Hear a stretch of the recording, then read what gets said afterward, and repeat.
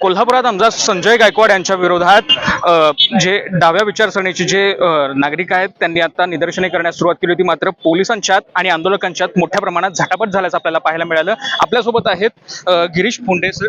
नेमकं काय सांगाल, आंदोलनाची नेमकी पार्श्वभूमी काय होती आणि पोलिसांच्यात नेमकी काय? हे बघा, गेले 4 दिवस आमदार संजय गायकवाड जो प्रशांत आंबींना धमकी दिली, शिवाजी महाराजांचा अपमान केला, गोविंद पानसरेंच्या खुनाबद्दल अपशब्द बोलले, याच्या विरोधात आम्ही गुन्हा दाखल करायचा प्रयत्न करतोय, तोही दखलपात्र. कारण इतर अन्य हजारो केसेसमध्ये दखलपात्र गुन्हे दाखल झालेले आहेत, पण संजय गायकवाडला स्पेशल ट्रीटमेंट दिली जाते. हा सरकारचा जावई आहे, हा लाडका आमदार आहे एकनाथ शिंदे आणि फडणवीसांचा.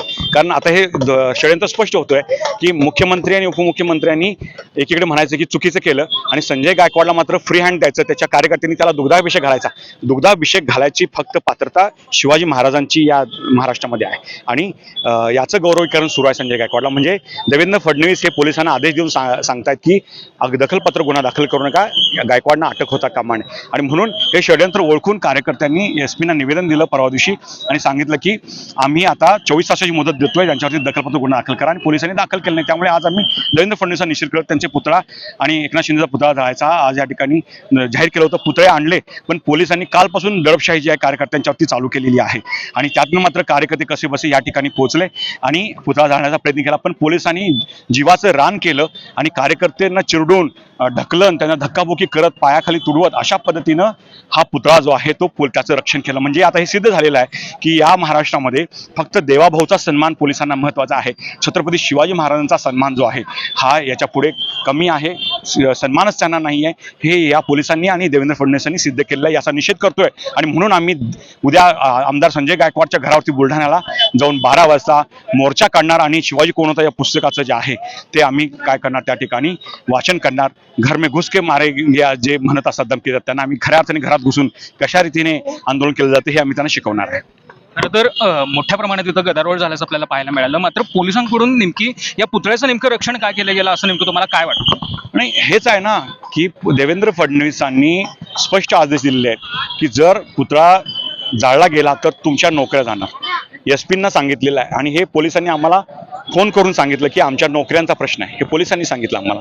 आणि नोकरी टिकवण्यासाठी पोलिसांची लाचारी आहे, म्हणून पोलिसांनी देवेंद्र फडणवीस यांना स्मरण शपथ घेतली आहे की संविधानात स्मरण शपथ घेतलेली आहे. हा आज चिंतेचा विषय बनलेला आहे. देवेंद्र फडणवीसांच्या आदेशावरून आज जो हा पुतळा जो आहे तो आज त्यांनी जाळू दिलेला नाही आहे. आणि पण किती दिवस हे आंदोलन थांबू शकतात?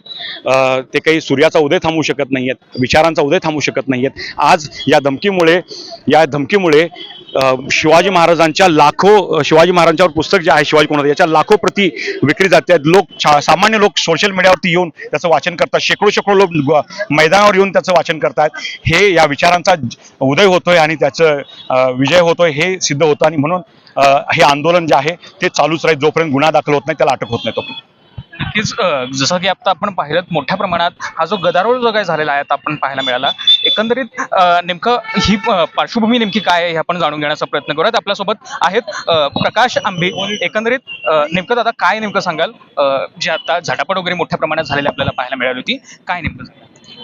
आता त्यावर बोलण्यासारखे शब्द नाहीत माझ्याकडे, कारण की सध्या मी जे पाहिलं माझ्या स्वतःच्या डोळ्याने खरोखर विश्वास बसण्यासारखं नाही आहे. आम्ही ज्या वेळेला कालपासून पोलिसांचा दबाव आमच्याकडे होताच, मला असं वाटलं की ते आम्हाला पुतळा फक्त जाळू देणार नाही, पण ज्या पद्धतीनं त्यांचा आज व्यवहार राहिलेला आहे ते पोलीस प्रशासन जे आहे ते आमच्या कार्यकर्त्यांना, विद्यार्थी युवक आहेत काय त्यांना अक्षरशः ढकलत होते. हा बुरुज तुम्हाला दिसतोय, तिथून पुतळा आणण्यात आला तर त्या बुरुजावर कुणाचं तर डोकं आपटलं होतं. अशा पद्धतीनं पोलीस कार्यकर्त्यांना ढकलत होते, बुक्क्या मारत होते आणि त्यांची जी ठोशाची संस्कृती आहे त्या पद्धतीने ते ठोसा मारत होते. अशा पद्धतीनं त्यांनी जे वर्तन दाखवलेलं आहे त्याचा मी आज निषेध करतो आणि अशा पद्धतीनं दमनशाहीला आम्ही घाबरलेलो नाही. असा खूप अनुभव आहे आम्हाला आणि खूप असे लढे आम्हाला पुढे पण लढायचे आहेत. उद्या आम्ही आमदार संजय गायकवाड यांच्या घरावर मोर्चा काढणार आहोत. जसं की आता आपण पाहिलं कोल्हापुरातील ह्या ज्या जो काही मोठ्या प्रमाणात मज्जाव झाला होता, पोलिसांकडून पुतळे चालू दिले नाहीत असा काही प्रकार आपल्याबरोबर जो आता या डाव्या विचारसरणीच्या लोकांबरोबर जो आता घडलेला आपल्याला पाहायला मिळतोय. एकंदरीत जर आत्ताची ही पार्श्वभूमी जर आता बघायला गेलं तर मी आता कोल्हापुरातील बिंदू चौक या परिसरामध्ये आहे. मोठ्या प्रमाणात जो पोलिसांचा बंदोबस्त जो आहे तो इथं आपण पाहू शकतोय. मी माझ्या सहकार्याला विनंती करतो जो पोलीस बंदोबस्त आहे तो नेमका दाखवण्याचा त्याने प्रयत्न करावा. एकंदरीत या पोलिसांच्या बंदोबस्तामुळं हा जो निदर्शने आहेत जी याच्यामध्ये बिंदू चौकातील वातावरण जे होतं ते मोठ्या प्रमाणात तणावाचं आपल्याला झालेलं पाहायला मिळत होतं. एकंदरीत पोलिसांनी काही आंदोलकांना यामध्ये ताब्यात घेतल्याचं आपल्याला पाहायला मिळतंय.